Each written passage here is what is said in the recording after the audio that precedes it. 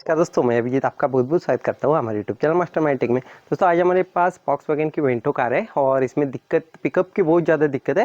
गाड़ी पिकअप नहीं ले रही है और 60-70 के ऊपर जा ही नहीं रही है। तो ये जो है ये गाड़ी, इसमें कॉइल लाइट भी ब्लिंक हो रही है। तो ये जो वॉक्सवैगन की गाड़ियाँ वगैरह है, इसमें सबसे पहले हमें स्कैन करना पड़ता है। तो स्कैन करने के बाद ही जो फॉल्ट है वो पता चलता है। तो जाते हैं गाड़ी के अंदर और स्कैन करके देखते हैं। तो अभी देखो गाड़ी के अंदर आ गए, इग्निशन ऑन करके दिखाता हूँ। ये देखो कॉइल लाइट ब्लिंक हो रही है, स्टार्ट वगैरह प्रॉपर हो रही है। ये देखो स्टार्ट हो गई। ये देखो ये कॉइल लाइट भी आ गई, चेक लाइट भी आ गई। ठीक है, तो अभी ऑफ करता हूँ गाड़ी, सिर्फ इग्निशन ऑन करता हूँ और स्कैन करके देखेंगे। ये देखो फास्ट स्कैन करता हूँ, देखो हो रहा है कम्युनिकेट। ये देखो इंजन इलेक्ट्रॉनिक में जाते हैं हम, क्योंकि ECU से रिलेटेड फॉल्ट कोड है। जो इंजन का फॉल्ट कोड होता है ECU से रिलेटेड, रीड ट्रबल कोड करते हैं। ये देखो ये coolant pump B circuit open, turbo charger super charger boost control circuit low, exhaust gas recirculation cooling ball circuit low. तो इतने सारे फॉल्ट कोड आ गए इसमें।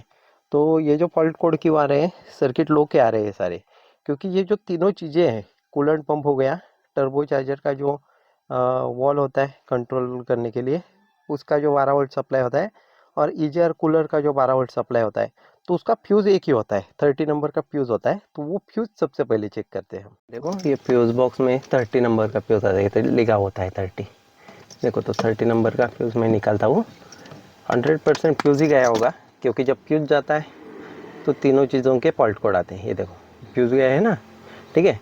तो इसके कारण हमारा जो EGR कूलर का था और टर्बो चार्जर का फॉल्ट कोड आ गया, क्योंकि जो तीनों चीज़ें है ये, इसमें 12 वोल्ट सप्लाई करने के जो कनेक्शन जाता है एक ही फ्यूज़ से जाता है। तो एक फ्यूज़ जाता है तो सारे फॉल्ट कोड आते हैं। और फ्यूज़ क्यों जाता है, इसका जो कूलेंट पंप है वो शॉर्ट हो जाता है तब फ्यूज़ जाता है। तो कभी कभी ऐसे ही भी जाता है। तो सबसे पहले फ्यूज़ डाल के देखेंगे, फिर से अगर फ्यूज़ उड़ गया तो कूलेंट पंप हमें खोलना पड़ेगा। ठीक है, दूसरा फ्यूज़ मैं डालता हूँ इसमें।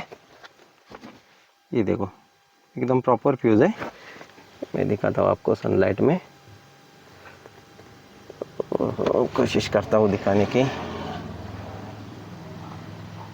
ये देखो ये प्रॉपर तार दिख रही है इसमें, ठीक है। तो ये डाल देता हूँ मैं इसमें।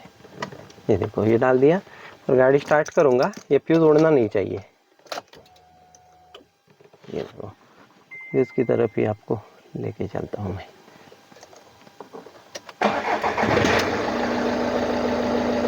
देखो गाड़ी स्टार्ट की मैंने,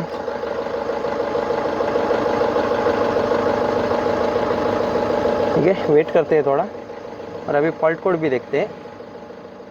जैसे ही फ्यूज़ डाला, ये दोनों फॉल्ट कोड है ये पैसिव में गए, मतलब हिस्ट्री में चले गए। और अभी एक्टिव है कि फॉल्ट कोड है। ये देखो कूलेंट पंप भी सर्किट ओपन, मतलब कूलेंट पंप है उसका ही इशू है। और एक चेक इंजन लाइट रह गई है, हमारी जो कॉइल लाइट है वो ब्लिंक होनी बंद हो गई।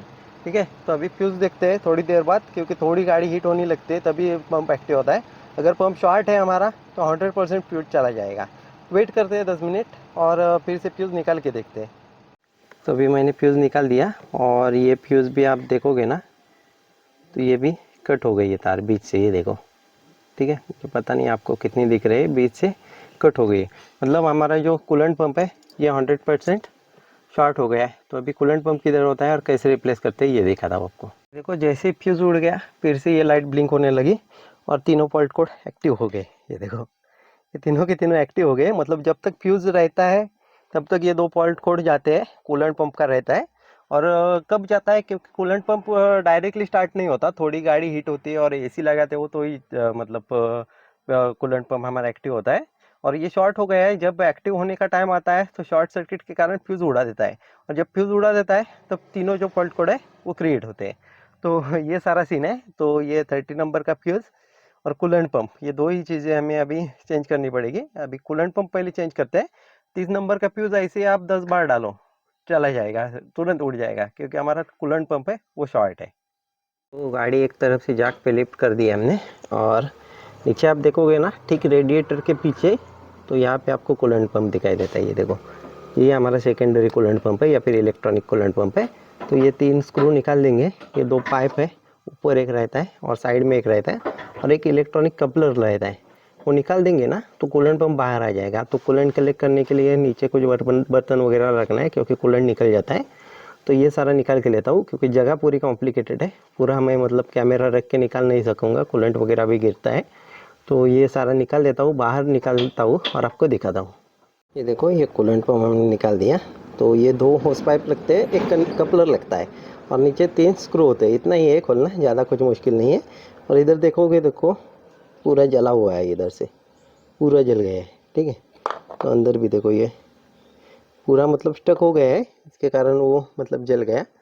तो यही प्रॉब्लम होता है। तो कूलेंट पंप के कारण ही पूरा पिकअप वगैरह जाता है, कूलेंट पंप के कारण नहीं जाता। कूलेंट पंप जब शॉर्ट होता है तो फ्यूज जाता है, और फ्यूज जाता है तो टर्बोचार्जर और EGR का कूलर है काम करना बंद कर देते हैं, तो इसके कारण पिकअप जाता है। तो रीज़न यही होता है कूलेंट पंप का, ठीक है। तो अभी देखो, ब्रांड न्यू जेन्युइन वॉक्सवैगन का जो सेकेंडरी कूलेंट पंप है, ये हमने मंगाया। ये हमने मंगाया बुडमो से।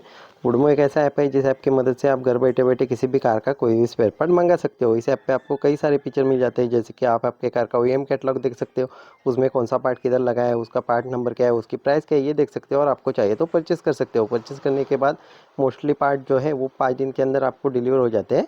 और डिलीवर हो जाने के बाद भी आपको वो पार्ट नहीं चाहिए, नहीं बैठ रहा है, तो आप 10 दिन के अंदर रिटर्न करके आपका रिफंड भी ले सकते हो। तो बुडमो ऐप पे आपको ढेर सारे स्पेयर पार्ट मिल जाते हैं। तो इसकी ऐप की लिंक है मैंने डिस्क्रिप्शन में दे रखी है, और इनकी वेबसाइट पे उसकी भी लिंक मैंने डिस्क्रिप्शन में दे रखी है। अभी देखो, नया जो कूलेंट पंप है वो लगा दिया प्रॉपरली। दोनों जो होस पाइप है उसकी क्लिप है वो लग गई, और कपलर जो है इलेक्ट्रॉनिक वो भी लगा दिया। तो ठीक है, अभी इधर फिटिंग हो गया। कूलेंट जो ड्रेन किया था वो फिर उसे फ़िल्टर करके डाल दिया। ज़्यादा नहीं होता ड्रेन, लगभग 200-300 मिली ड्रेन होता है यहाँ से, ज़्यादा होता नहीं है, ठीक है। तो वो भी डाल दिया टैंक में। तो अभी गाड़ी में चलते हैं और देखते हैं स्टार्ट करके। तो स्टार्ट करने से पहले इधर जो 10 एम्पेयर का फ्यूज़ है वो डालना पड़ेगा, ठीक है। जब तक ये फ्यूज़ नहीं डालोगे तब तक तीनों पॉल्ट कोड नहीं जाएगी। अभी फ्यूज़ डाल दिया, ठीक है। तो अभी ये फ्यूज़ उड़ेगा नहीं, क्योंकि अभी हमारा पंप एकदम प्रॉपर है, शॉर्ट नहीं है।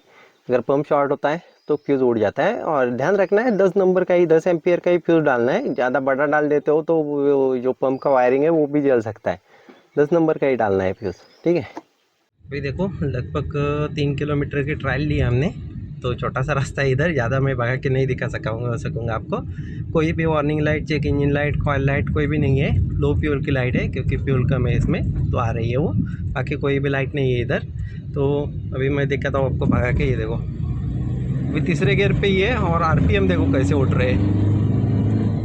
ये देखो, मतलब इतना मैं भगा भी नहीं पा रहा हूँ, छोटा सा रोड है इधर हमारे गांव का, तो इसके लिए मैं भाग के नहीं पा रहा हूँ। लेकिन जो पिकअप है एकदम प्रॉपर आ गया। पहले मतलब इतना पिकअप ही नहीं आया था, मतलब 70-80 के ऊपर जा ही नहीं रही थी गाड़ी, तो इतना डाउन हो गया था पिकअप। तो अभी एकदम प्रॉपर है। तो यही रहता है सीन, हमारे जो कूलेंट पंप है वो शॉर्ट हो जाता है, तो ये दिक्कत आती है। बहुत सी बार हम कूलेंट पंप नया डाल देते हैं, फिर भी फॉल्ट कोड जाता नहीं, क्योंकि उसके बाद जो 10 नंबर का फ्यूज़ गया होता है वो डालना पड़ता है। वो डालोगे तो ही फॉल्ट कोड जाएगा, ठीक है। तो ये सारा प्रोसेस रहता है, ईजी सा प्रोसेस है, ज़्यादा कुछ दिक्कत वाली बात नहीं है। तो ये 3 फॉल्ट कोड अगर आ गए हैं तो समझ जाना है कि कूलेंट पंप शॉर्ट हो गया है। इसके लिए 10 नंबर का फ्यूज़ 10 एम्पियर का 30 नंबर का जो फ्यूज़ है वो ख़राब हो गया है। तो आशा करता हूँ ये वीडियो आपको काफ़ी अच्छा लगा होगा। अगर ये वीडियो आपको अच्छा लगा तो प्लीज़ ये वीडियो लाइक कर दीजिए, अपने दोस्तों के साथ शेयर कर दीजिए। और आप नए हो, आपने हमारे चैनल अभी सब्सक्राइब नहीं किया है तो हमारे चैनल भी सब्सक्राइब कर दीजिए, ताकि ऐसे ही नए वीडियो मैं आपके लिए बनाता रहता हूँ।